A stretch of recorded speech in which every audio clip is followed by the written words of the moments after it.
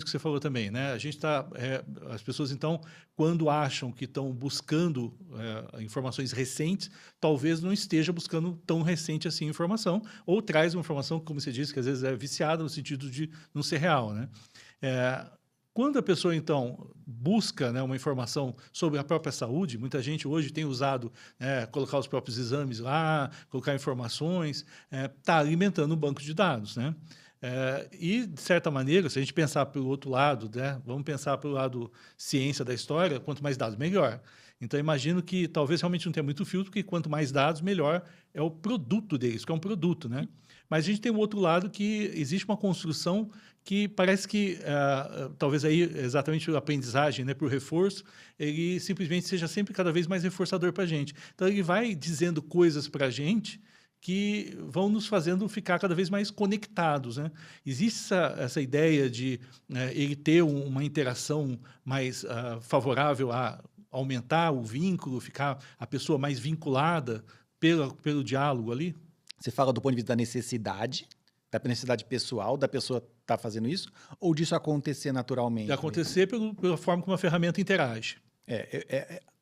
Esse tipo de coisa já meio que acontece, porque ele vai registrando você ali, né? E isso vai acontecendo porque conforme ele vai registrando as suas opções, o que você escreve, o que você informa, tal, ele começa a ter informação a respeito de quem você é, Uhum. principalmente quem, olha, porque quando você loga com uma conta, né? E aí quando você vai com a sua conta, você começa a entregar informação e vai ficando mais, vamos dizer assim, personalizado para você. Então, Uhum. isso vai acontecendo. Tem uma coisa interessante, cara, sobre isso. Eu participei de um evento, um congresso internacional, há uns 4, 5 meses atrás. E uma das pessoas falou o seguinte, que ele tinha criado uma IA generativa para os filhos. Então, o filho tal tinha uma IA generativa, o filho tal tinha uma IA generativa, outro filho tal. Então, por exemplo, pegava o filho tal, recebia o boletim escolar, enfiava o boletim escolar ali. Fui no médico, tem o exame para fazer, o resultado do exame, põe ali. Uhum. Toda a documentação que ele tem dos filhos, ele vai alimentando a IA. Por quê?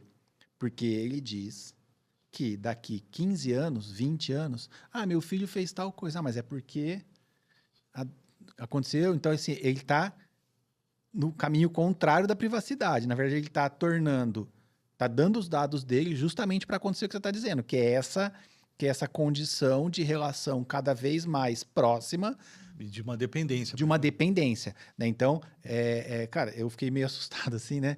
Eu trabalho com isso, eu fiquei mais assustado ainda, porque você acaba colocando muito da sua vida pessoal ali. O cara fala até assim, eu comprei uma calça para o meu filho, comprei. Então, assim, toda informação da vida vai entrando ali. Então, você imagina isso no prazo de 10, 15, 20 anos, o que vai acontecer.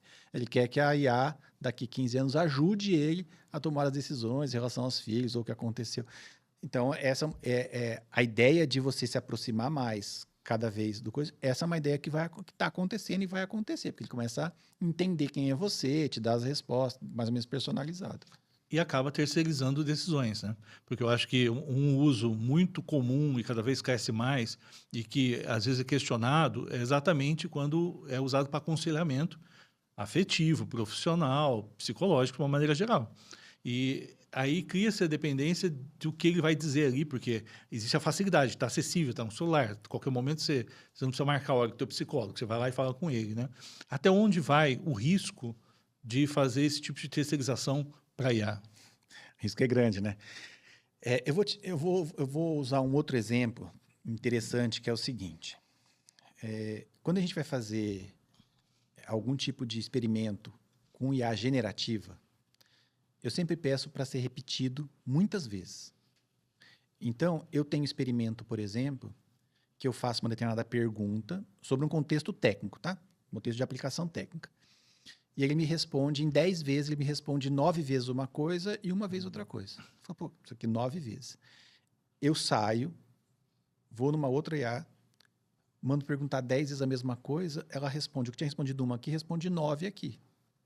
Então, vai muito da pergunta. Então, a pergunta, o prompt que você está fazendo para uma IA generativa, ele é completamente condicionador à resposta. Então, uma palavra que você coloca ou que você não coloca, ela vai mudar a maneira de responder. Então, essa é uma das questões.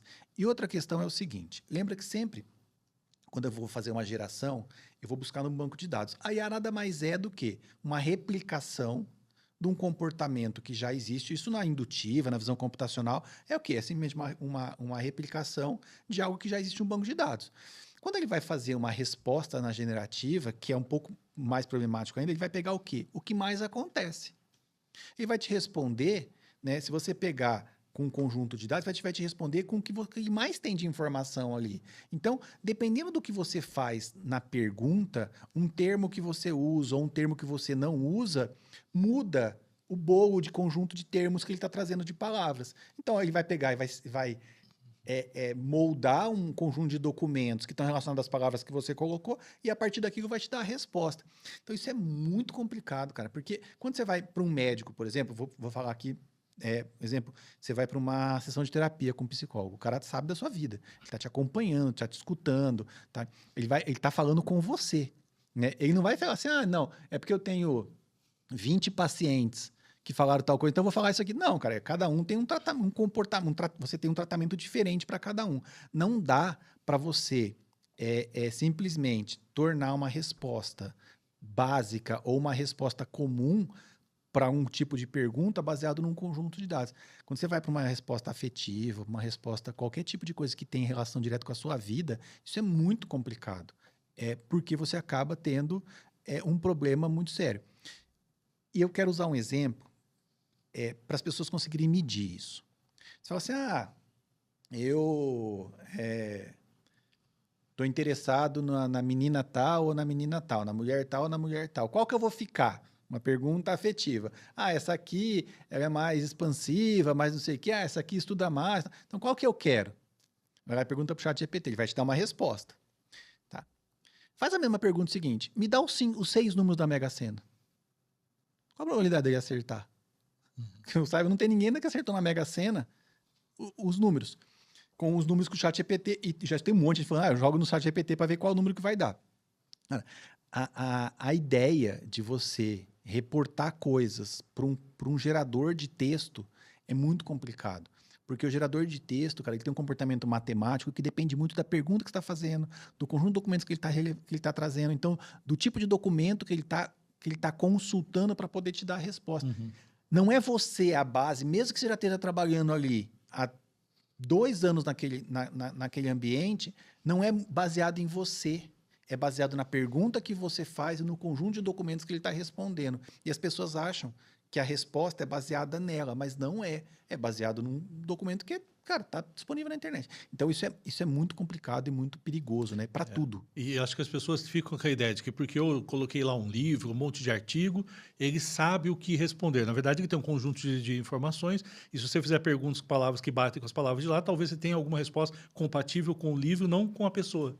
Porque, isso. de fato, ali a gente tem que tirar dessa equação toda o que ele não consegue ver, né? Um olhar para baixo, uma pausa maior de uma fala, que isso ainda não é capaz de identificar ainda, né? Exatamente. Tem uma questão interessante que a gente testa montar o prompt por áudio.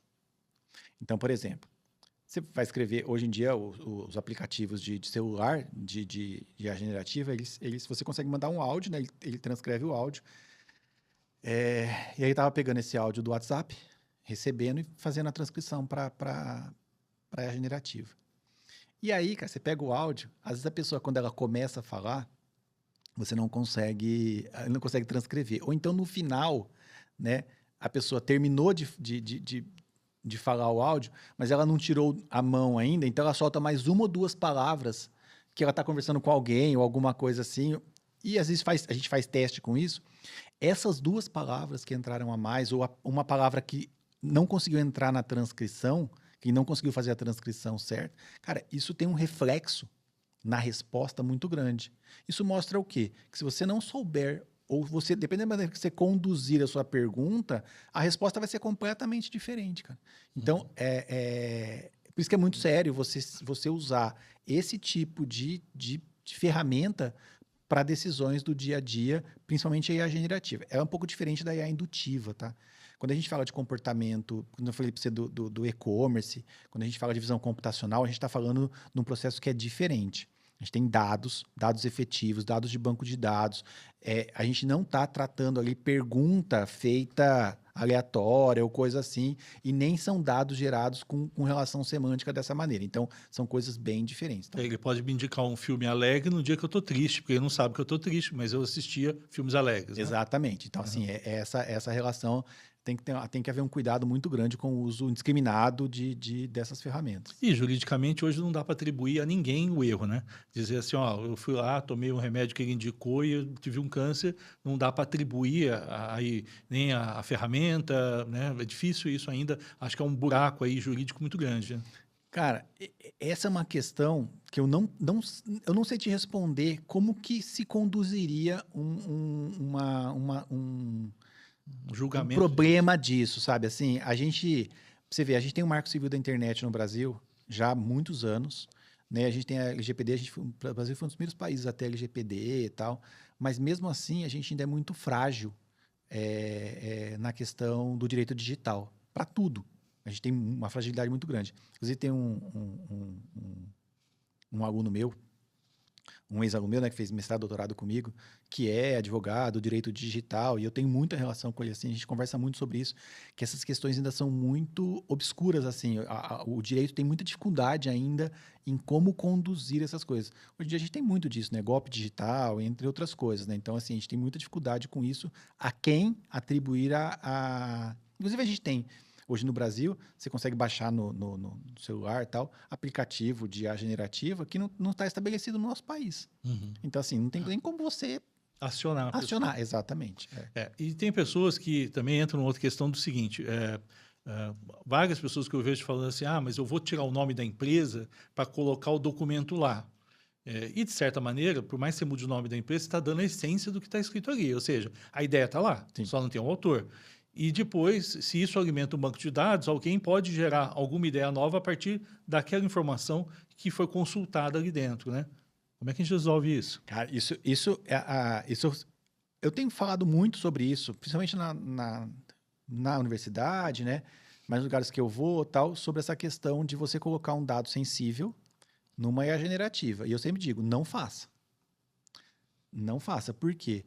Algumas áreas, por exemplo, do conhecimento, hoje em dia elas são muito competitivas, né? Então, a descoberta de algo novo, né? Tem área do conhecimento, por exemplo, a minha área, que é a ciência da informação, ela é recente, ela tem 50, 700, 60 anos aí, né? Algumas áreas não, cara, algumas áreas têm milhares de anos. Então, assim, tudo que é novo, cara, é muito difícil você tirar algo novo. E aí você vai nos laboratórios, nos institutos de pesquisa e tal, e aí o cara, às vezes, um aluno ou mesmo um pesquisador, ele pega aquela informação, ele quer melhorar o texto, ele quer fazer uma pesquisa, ele pega uma parte daquilo lá e põe dentro de uma IA generativa. Cara, ele está com certeza dando essa informação para alguém. Com certeza. Ela pode não aparecer ali para ele já, mas ela vai aparecer para alguém. Vai virar um insumo para uma resposta futura.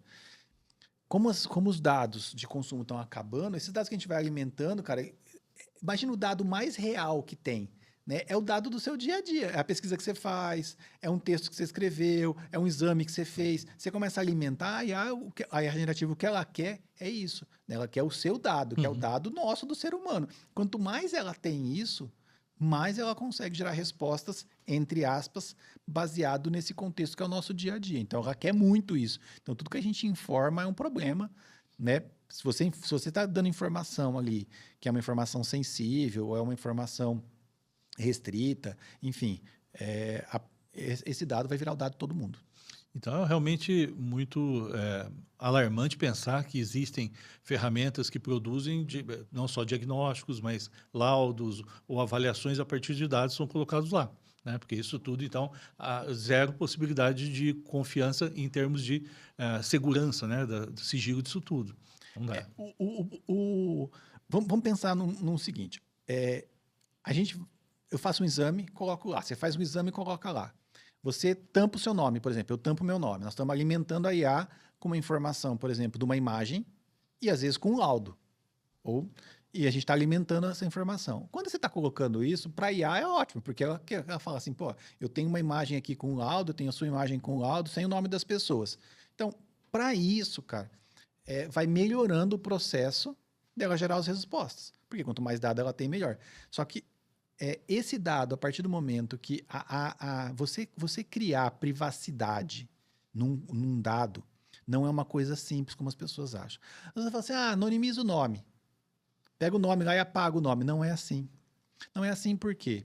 Quando você faz um exame, você fez um exame em determinado horário, você tem uma determinada característica física, você requisitou esse exame para o seu convênio, para o seu seguro-saúde. Então, assim, essa informação, ela está no banco de dados do hospital, ela está no banco de dados do convênio, ela está no seu Waze, que você foi naquele lugar naquele dia. A imagem, ela é só mais um produto. Uhum. A hora que você pega isso e conecta com outras coisas, ela chega a você. Então, assim, anonimizar um dado não é tão simples como as pessoas acham. Que, só tirar o nome e tá tudo certo. Não é isso. Tem muito mais coisas que faz você tornar isso visível. Então, assim, alimentar a IA com esses dados, cara, ajuda ela a tomar melhores decisões para responder outras coisas. E eu acho, assim, que se você coloca um exame numa IA, ela vai responder baseado em outros exames que ela fez.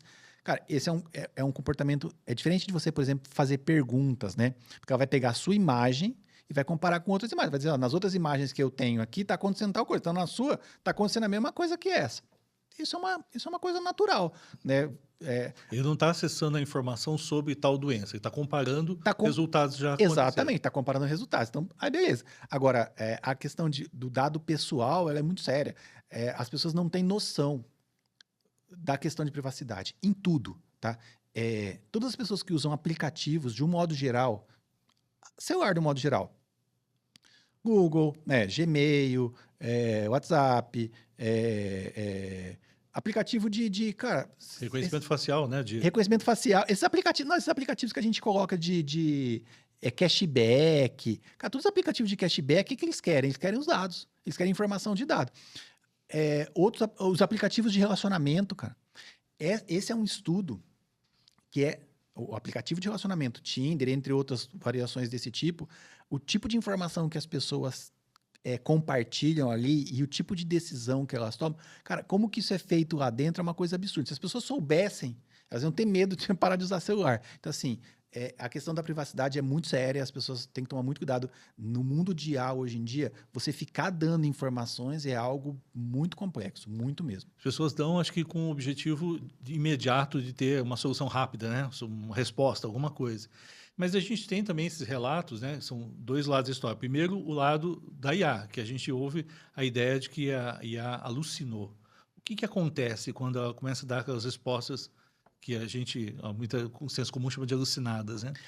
A alucinação é um processo que acontece porque a conta matemática, né, quando ela faz ali a atribuição semântica e tal, pode ser que ela faça alguma conexão que realmente não seja para aquele contexto. Então, ela pode trazer uma informação ali que realmente não esteja direcionada a isso.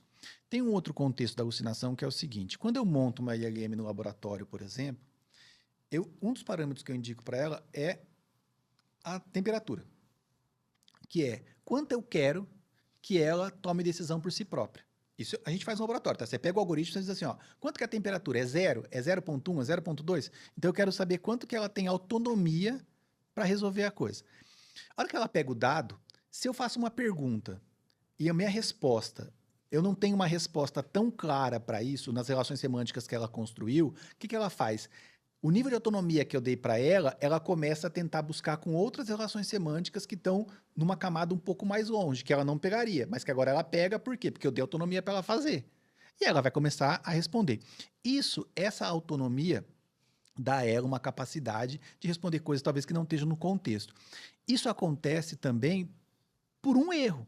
Tá? Então, essa relação matemática que acontece, muitas vezes ela vai buscar uma informação ou vai fazer uma relação semântica ali no vetor de relações que pode trazer uma conexão que, na verdade, ela achou que talvez caberia no contexto, mas não cabe, então, e acaba trazendo uma resposta que é o que a gente chama de alucinação. Então, a alucinação se gera por um grande volume de dados e uma relação semântica que, teoricamente, não faz parte do contexto ali, um erro mesmo, né?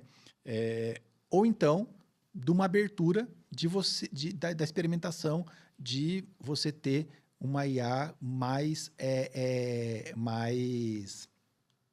autônoma. Você dá a ela essa autonomia. Alguns produtos de IA já permitem isso, inclusive. Você dar a ele mais autonomia para ele gerenciar da maneira que ele quiser. Então, ele começa a expandir a relação semântica dele, buscando outras relações e tal. Então, por isso que acontece a alucinação. A alucinação é um erro. E deixa de alucinar, deixa de errar. Porque eu imagino que quando ele faz essa ampliação de campo semântico, você está aumentando o desvio padrão, né? Você está aumentando o desvio padrão ali, então você cabe mais coisa dentro da resposta, né? Você aumenta potencialmente. Quando você dá autonomia, você aumenta potencialmente a condição dele melhorar, mas ao mesmo tempo dele errar também. Eu sempre digo assim, ó, IA, tudo que você pega no algoritmo de IA, ele vai potencializar padrões. A IA, o algoritmo de IA, todos eles, tá? Visão computacional, indutiva, generativa, IA é potencializar algo que já está num conjunto de dados. Talvez a gente, como humano, vai trabalhar a vida inteira e não vai conseguir identificar um padrão em um determinado contexto.